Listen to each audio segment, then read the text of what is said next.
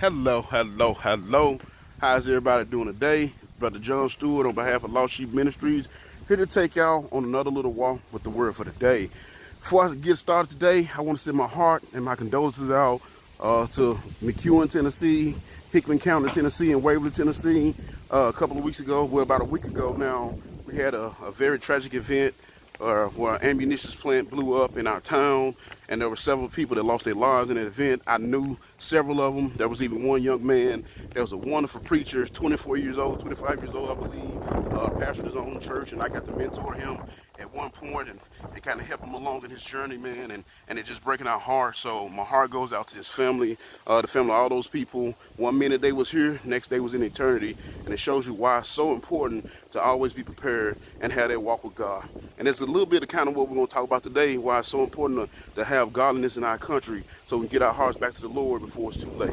So today I'm going to share with you a lesson out of Ezekiel chapter 16, verses 48 through 50. And in Ezekiel 16, the Lord tells us this.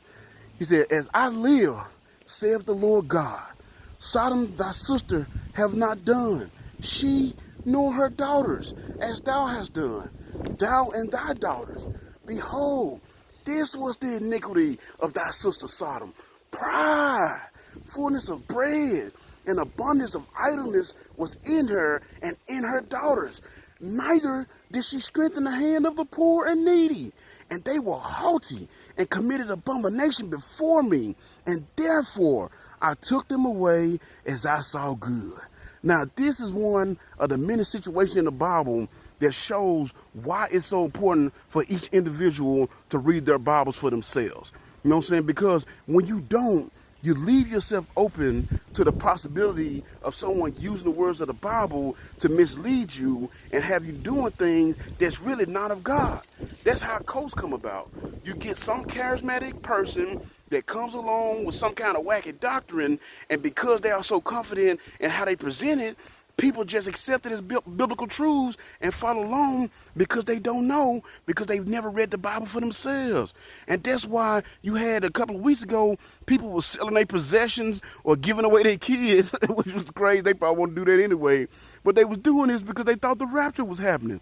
Whereas if they had just read their Bible, they would have known that no man knows the day. So the fact that a man gave a particular day, that should have been an indication right there that it wasn't true.